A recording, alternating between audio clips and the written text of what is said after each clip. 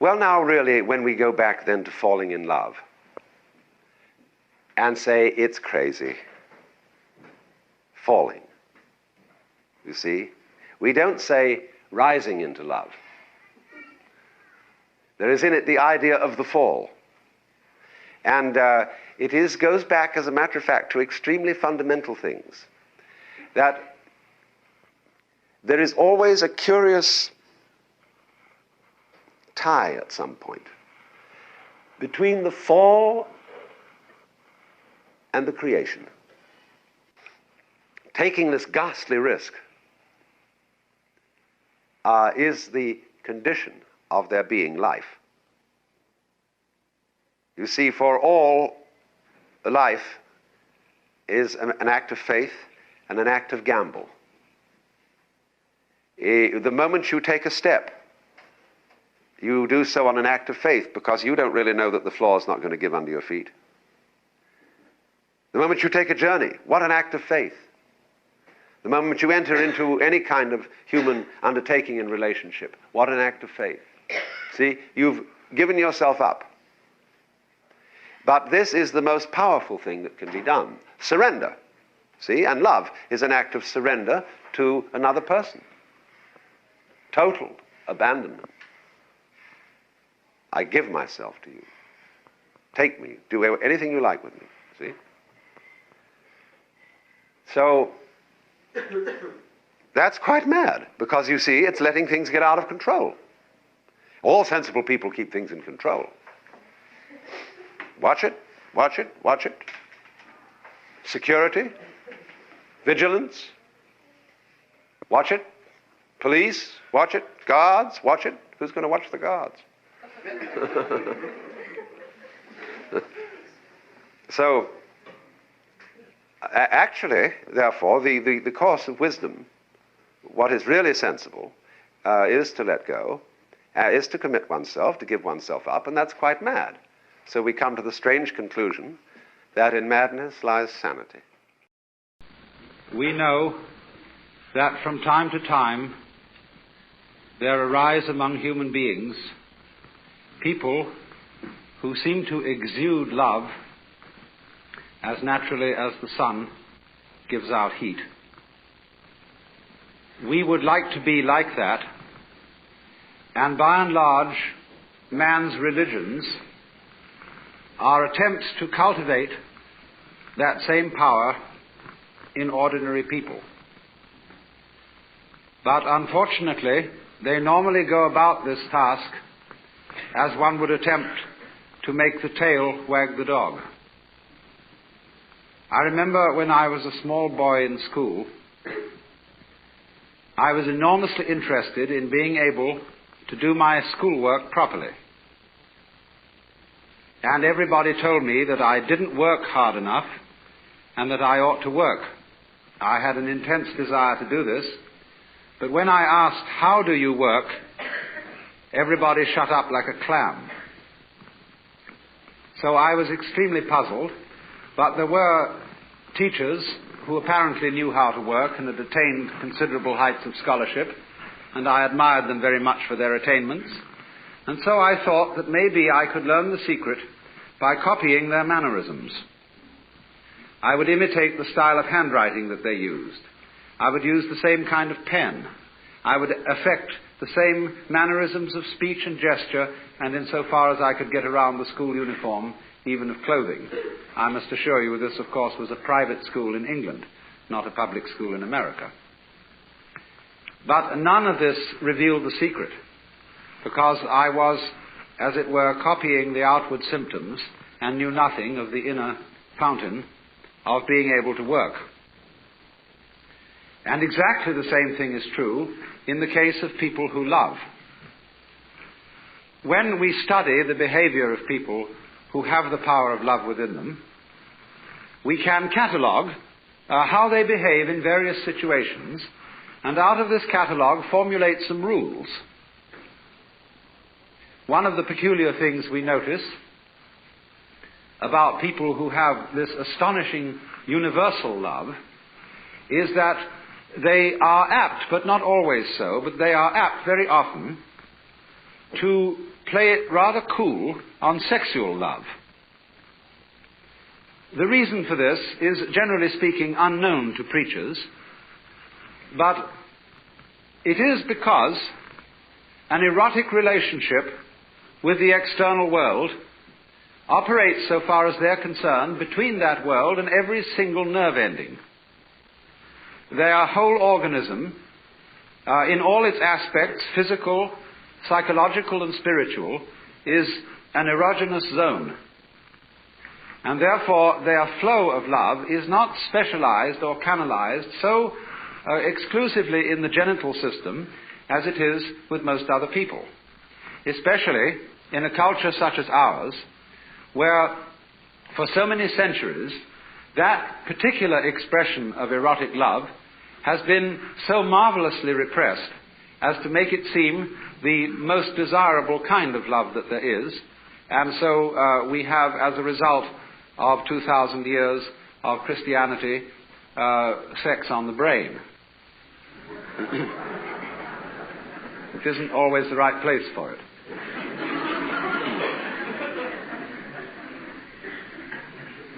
Of course, also, people who exude love are apt to give things away. They are, in every way, like rivers. They stream. And so when they collect possessions and things that they like, they are apt to give them to other people, because if you ever notice that when you start giving things away, you keep getting more. In the same way as you empty you create a vacuum, nature abhors a vacuum, and more flows in.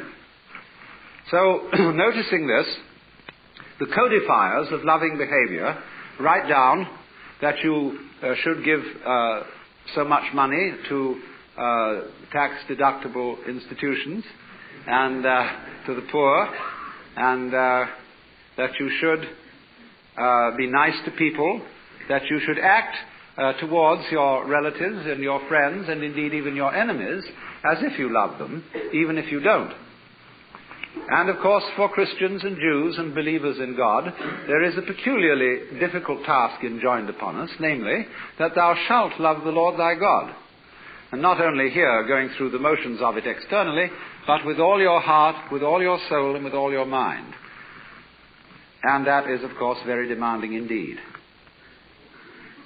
But you see what is happening. It is as if, for example, we admired the music of a certain composer, and having studied his style very thoroughly, we draw up rules of musical composition based on the behavior of this composer. We then go to send our children to music school, where they learn these rules, in the hope that if they apply them, they also will turn into first-class musicians, which they usually fail to do. Because what might be called the technique of music, as well as the technique of morals, as well as, say, the technique of speech, of language, is very valuable because it gives you something to express if, and I repeat, if you have anything to express. But if you don't have anything to say, not even the greatest mastery of English will stand you in good stead, unless you can manage to fool your listeners by talking beautiful nonsense and make it sound profound. Now, so the question and the puzzle remains. You cannot imitate this thing. There is no way of getting it, and yet it is absolutely essential that we have it. Because obviously, the human race is not going to flourish harmoniously unless we are enabled to love each other. But the question is, how do you get it? Is it something you simply have to contract like measles? Or is, as theologians say, is it a gift of divine grace, which somehow is dished out to some but not to others? And if there is no way of getting divine grace by anything you do, as the Calvinists aver, then we'd better just sit around and wait until something happens. Although Calvinists never did that. They were almost depressingly energetic. But surely we can't be left in that kind of a hopeless situation.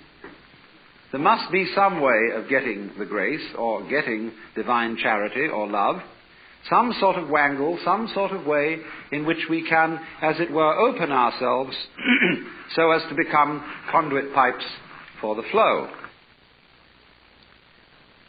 And so the more subtle preachers try to see if we can open ourselves and teach methods of meditation and spiritual discipline in the hope that we can contact this power. The less subtle preachers simply say, you don't have enough faith, you don't have enough guts, you don't have enough willpower. If you only put your shoulder to the wheel and shoved, you would be, of course, an exemplar and a saint. Actually, you will only be an extremely clever hypocrite. The whole history of religion is a history of the failure of preaching. Preaching is moral violence.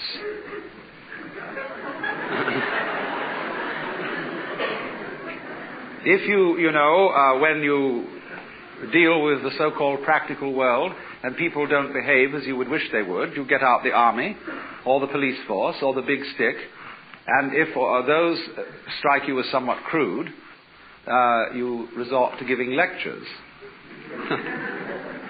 And I mean lectures in the sense of a pie jaw, a solemn adjuration and exhortation to behave better next time. Now, let us look at some of the practical consequences of adjuring people and commanding people to love. Many a parent says to the child, nice children love their mothers.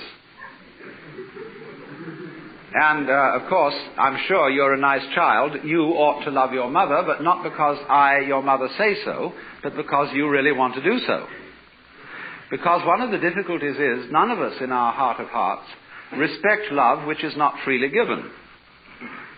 If, for example, you are an ailing parent and you need to be looked after and you have a son or daughter who feels dutifully that they should look after you because, after all, you've done so much for them, but this somehow, your living with your father or mother prevents you from having a home and a life of your own, naturally you resent this duty, and your parent is well aware that you resent it, even if they pretend to ignore it. They therefore feel guilty that they have imposed upon your loyalty, and you, in turn, can't really disclose from yourself the fact that you hate them for getting sick, even though they couldn't help it. And therefore nobody enjoys the relationship. It is a painful duty carried out.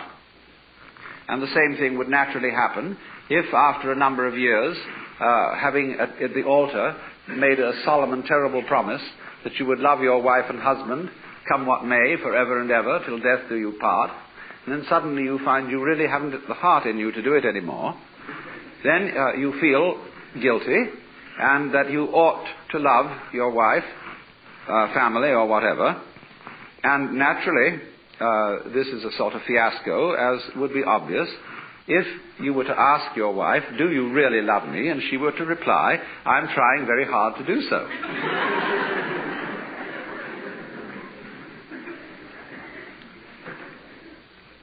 You see, the difficulty of it is this. You cannot teach a selfish person to be unselfish by any means. That is to say, whatever a selfish person does, whether it be giving his body to be burned or giving all that he possesses to the poor, he will still do it in a selfish way of feeling. And he will be able to do this with extreme cunning and marvelous self-deception and deception of others besides. But the consequences of fake love are almost invariably destructive, because they build up resentment on the part of the person who does the fake loving, as well as on the part of those who are its recipients. This is why the foreign aid program has been such a dismal failure. Now, of course, you may say that I'm talking in a very impractical way, because you would say, well, do we just have to sit around and wait until we become inwardly converted and learn through the grace of God, or some sort of magic, how to love, and in the meantime do nothing about it and conduct ourselves as selfishly as we feel. There is, as a matter of fact, something to be said for that. Because the first problem in the whole of this is honesty. And the reason why the Lord God says at the beginning of things, "Thou shalt love the Lord thy God with all thy heart and with all thy soul and with all thy mind," is not because the Lord God is stupid, but because he's very clever. That which appears to be a commandment is actually a challenge, or what in Zen Buddhism would be called a koan, a spiritual problem. Because if you exercise yourself resolutely in trying to love God and or your neighbor, you will find that you get more and more tangled up. You will realize increasingly that the reason why you are attempting to obey this as a commandment is that you want to be the right kind of person. And obviously you want to be the right kind of person for your own reasons. And so if you do, in the first place, feel selfish and come to the conclusion, as a result of trying various experiments with love, that you love yourself more than anybody else, the proper thing to do is to investigate your self-love, to find out why you love yourself and what you mean by yourself when you say you love yourself. For the reason is this: love is not something that is a sort of rare commodity. Everybody has it. Existence is love. But it's like water flowing through a hose. It depends in which direction you point it. So everybody has the force running. And maybe the way in which you find the force of love operating in you is that you have a passionate like of booze, or ice cream, or automobiles, or good-looking members of the opposite sex, or even the same sex. But there is love operating. And people, of course, tend to distinguish between the various kinds of love. There are good kinds, such as divine charity, and allegedly bad kinds, such as, in quotes, animal lust. But it should be understood, I think, that they are all forms of the same thing. But they differ in rather the same way that the colors of light, of white light, divide into the spectrum when passed through a prism. So we might say that the red end of the spectrum of love is Dr. Freud's libido. And the violet end of the spectrum of love is agape, the what is called divine love or divine charity. And that in the middle, the various yellows, blues and greens are friendship, human endearment, consideration, and all that sort of fellow feeling. But it's all the same thing. And so, the thing is, first of all, to get it moving. To follow whatever kind of love you have in the first place. Because you cannot control love until you have some to control, until you have it running. You've got to get your car running before you can learn how to drive it. You will not become a skillful driver by sitting at a still car in a garage any more than you will become a skilled dancer if you simply never move your arms and legs. And so, the first thing then is to discover what indeed you do love, if anything. And you will find there is something. And then go into the nature of that. Now, it's said that selfish people love themselves.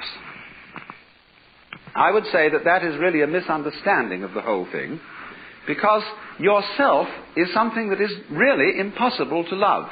There are various reasons for this, but one obvious reason is that loving oneself is as difficult as kissing your own lips. Oneself, when you try to focus on it, to love it or to know it, is oddly elusive. It always slips away like the pursued tail of a dog who is trying to get hold of his own tail. So to pursue your own end has some difficulties about it.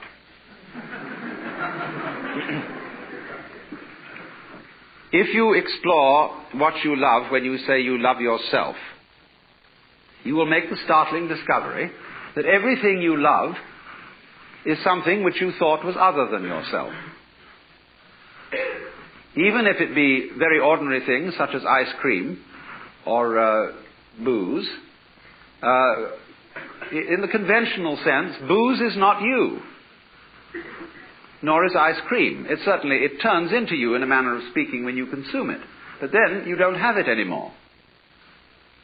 And so you look around for more in order to love it once again. But so long as you love it, you see, it's never you. When you love people, even however selfishly you love them, because of the pleasant sensations they give to you, still, it is somebody else that you love. And as you inquire into this, as you follow honestly your own selfishness, many interesting transformations begin to come about in you. One of the most interesting transformations of being directly and honestly selfish, in the same way that, for example, cats are, is that you stop deceiving people. A great deal of damage is done in practical human relations by saying that you love people, when what you mean is that you ought to. And you don't really. You give the wrong impression, and people begin to expect things of you which you're never going to come through with. We have been taught, for example, that we ought to love our enemies. Now, we don't really understand what it means to love our enemies. We think it means to be charitable towards them in the hope that we will convert them, and so that they will sin. The real reason for loving enemies is that one needs enemies. They're terribly important to you. For example, I think that some of you here feel that you belong to a nice set of people. It may be an ordinary kind of bourgeois coterie of pleasant squares, or it may be a church group of some kind, a club, or a special cult, or just a group of friendly drinkers. But at any rate, you feel that by virtue of membership in this society, you belong to a special in-group of nice or saved people. Now, when you consider what nice people talk about when they sit round the dinner table and have an opportunity to nurture their collective ego, you will find that the most fascinating topic of conversation is the nasty people.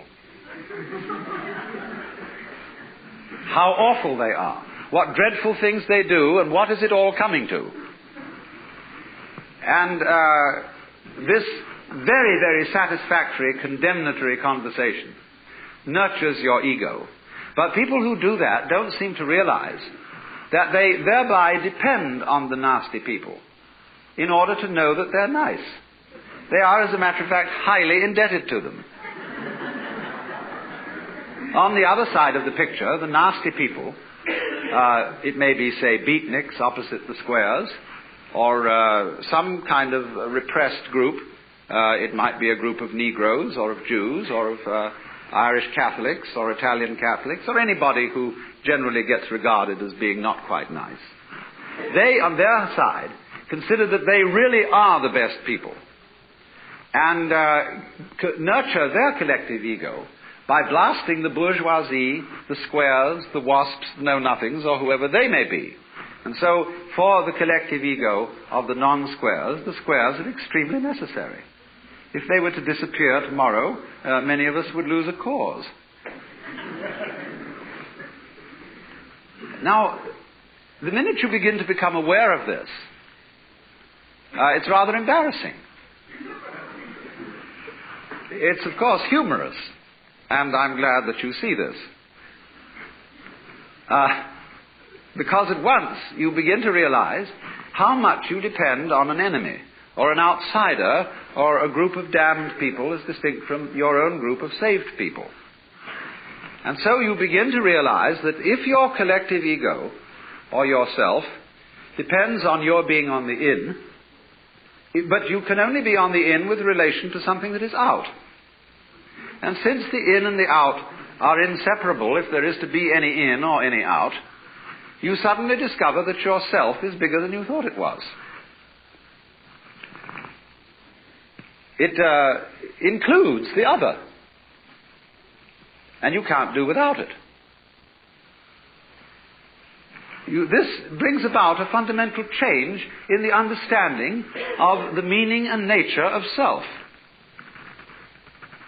And thereupon, there become a change of attitude to other people, even if you continue with some formal opposition to them and disapproval of them. When, then, you are honestly clear with yourself what you like and what you dislike, and then at the same include things that were hitherto defined as being not yourself, your love, which is what you are, begins to express itself quite naturally and unaffectedly in a wider way. Now, to trust oneself to be capable of love, to bring up love, in other words, to function in a sociable way and in a creative way, is to take a risk. It's a gamble. Because you may not come through with it. And in the same way, when you fall in love with somebody else, or you form an association with somebody else, and you trust them, they may, as a matter of fact, not fulfill your expectations. But that risk has to be taken. The alternative to taking that risk is much worse than trusting and being deceived. When you say, I will not trust other people, and I will not trust myself, what do you have to do? You have to resort to force. You have to employ stacks of policemen to protect you, and God only knows what makes you think you can trust them. And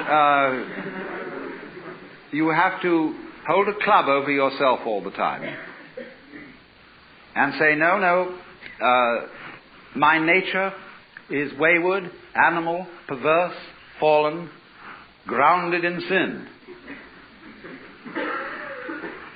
So that, as a matter of fact, what happens, when you refuse to take the gamble of trusting yourself to be capable of love, you become like a person, if you will excuse this extremely graphic but nevertheless relevant simile, who cannot trust themselves to have bowel movements. Many children learn this from parents who do not trust them and think that they ought to have these movements in rhythm with the clock, which is a different kind of rhythm than the rhythm of the organism. So people who cannot trust themselves to do this endlessly take laxatives, as a result of which their whole elimination system gets fouled up, needing more laxatives and so on and so forth. So exactly the same thing happens with people who can't trust themselves to go to sleep, have to take all kinds of pills.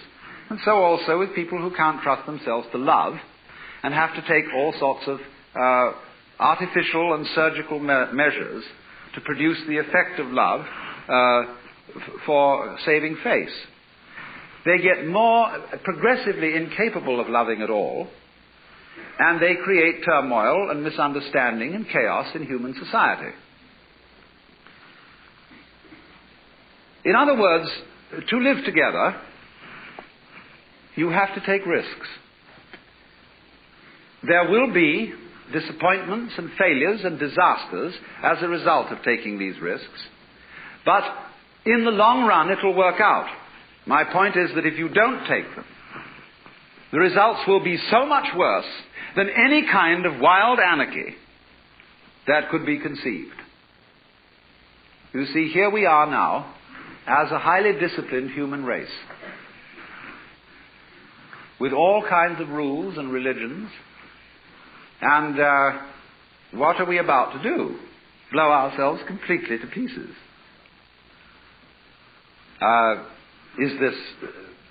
Was this all a good gamble? Because you see, in tying up love in knots and becoming incapable of it. You can't destroy this energy. You turn it, when you won't love and you won't let it out, the thing comes out in the form of self-destruction. The alternative to self-love, in other words, is self-destruction. Because you won't take the risk of loving yourself properly, you will be compelled instead to destroy yourself. So, which would you rather have? Would you rather have a human race which isn't always very well controlled and sometimes runs amok a little bit, but on the whole continues to exist with a good deal of honesty and delight when delight is available? Or would you rather have the whole human race blown to pieces and cleaned off the planet, reducing the whole thing to a nice scoured rock with no dirty disease on it called life?